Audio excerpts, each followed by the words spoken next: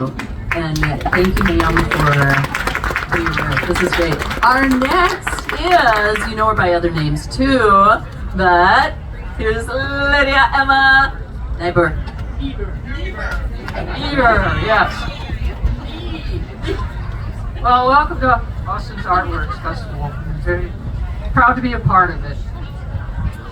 I began writing books for young readers before my career as a research chemist, food scientist ended. So some of you may know me as Harriet Yulin. I decided to write for young readers because I was confronted by my first grade son with the complaint that he could not find books that he thought were suitable for boys. So I began writing books. I wrote 11 of them, what I call juvenile readers, middle grade readers, for readers age 8 to 10 for some of the books, and for 10 to 12 for others. The first 10 books do have boys as a main character, or boy and girl combinations. The 11th book has a girl as a main character, and I wrote that book because one of my very faithful early readers pointed out to me that I did not have one that had a girl as a main character. Now, all of my books, in all of them, none of my characters have ever used foul language, bad language, or received any kind of physical violence or hurt. That was the main point of my books. When I was a young reader, I enjoyed books that had a happy ending, books that some of where kids could prove that they could do something that adults didn't think they could, or some that maybe had a simple life lesson, but I especially liked humor. So those are the themes that I incorporated in the books that I wrote. Unfortunately, some of my books, I shouldn't say unfortunately the books, but unfortunately our young readers face some issues that can't help. And I address these in some of my books, such as a possible parental divorce in Buddy's Hawk, introduction of a step-parent in Secret of Hickory Farm, illness of a best friend in Two Trumpets for Mr. Wesker,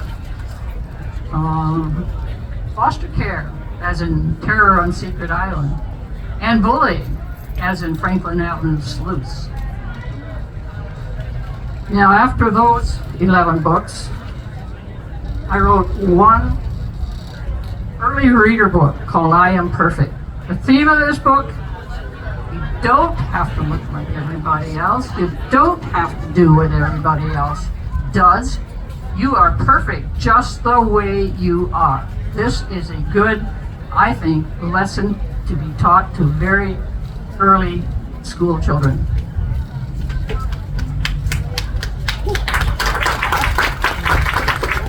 Thank you. Well, then I switched genre, and I went to one historical fiction called Under the Daytime Moon. This is the story of the Minnesota-Dakota conflict of 1862. It is a story presented from the perspective of a pioneer girl and a Dakota girl. They tell their story of friendship through journal entries.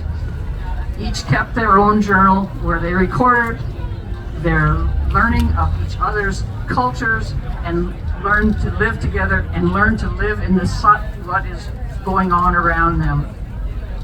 The girls used the title Under the Daytime Moon comes from the fact that the girls used the daytime moon, that blue orb we see in the daytime sky sometimes, as a symbolic connection between them when they could not be physically together.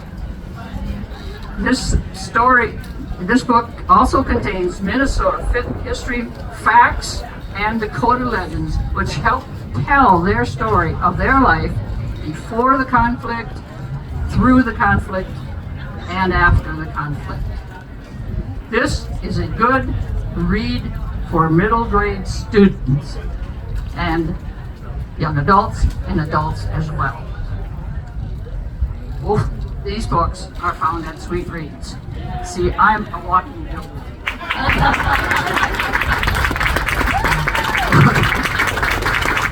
And although it's not part of today's presentation, after this genre, I switched to what is now called Cozy Mysteries, and I have a series of those too. And those are also at Sweet Reads. Thank you.